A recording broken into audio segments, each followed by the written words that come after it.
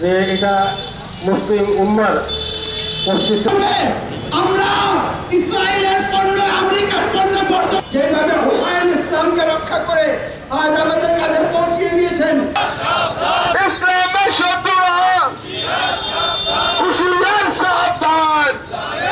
ইরাকের নেতৃত্বে আমেরিকা সহ সমস্ত শক্তি ঐক্যবদ্ধ হয়ে ইরানের উপরে ঝাঁপিয়ে পড়েছিল।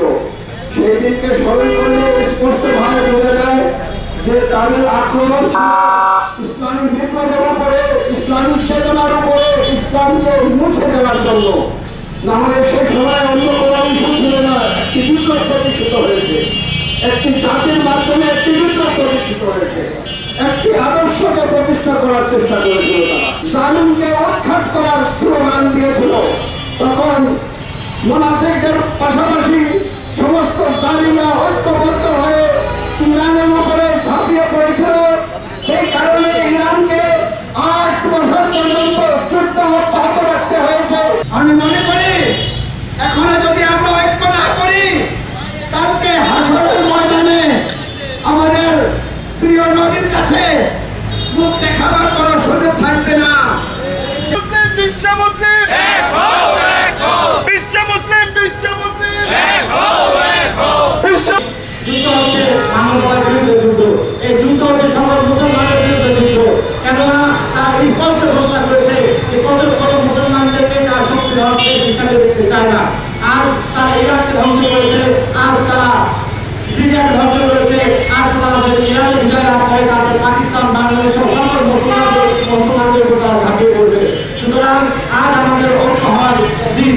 আজ যদি আমরা এগুলো ভুলে না যে এবং আমরা যদি আজ ঐক্য না ধরতে পারি, তাহলে আজ আমরা আমাদের বিপদ ডেকে আসবো। সুতরাং আমি আজ আমার এখান থেকে আওয়াজ আছে, সকলকে বলবো আমরা এই যুদ্ধে দর্শক না হয়ে প্রত্যেকটি মানুষ যেন আমরা সে যুদ্ধের ইরানের পক্ষে দাঁড়াই এবং এখানে মুসলিমের পক্ষে দাঁড়াই। এখানে আজ যুদ্ধের কোনো সুযোগ নাই।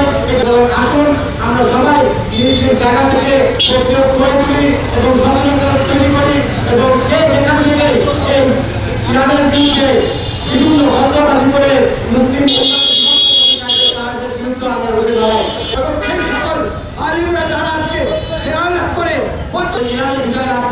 পাকিস্তান, বাংলাদেশ মুসলমানদের উপর তারা ঝাঁপিয়ে পড়বে। সকলে অবগত আছি যে ইরানের ইসলামী বিপ্লব প্রতিষ্ঠা করার চেষ্টা করেছিল। তারা হুসাইনি চেতনাকে প্রতিষ্ঠিত হলো তাদের অপরাধ। এই অপরাধের শাস্তি দেওয়ার জন্য কোন আগ্রাসী ভূমিকা পালন করতে পারে না। আমরা কোনো দেশকে হয়তো এটাকে উপলব্ধি করতে পারেনি। মুনাফিকদের সহযোগিতা দেখতে পাচ্ছি কিছু উগ্র আলিমরা ফতোয়াবাজি দিয়ে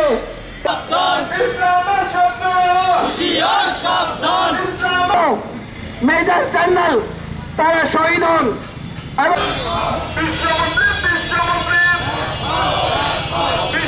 যেখানে ইসলাম সংগঠিত হবে আমরা ইসলামের বিরুদ্ধে রুখে দাঁড়াবো।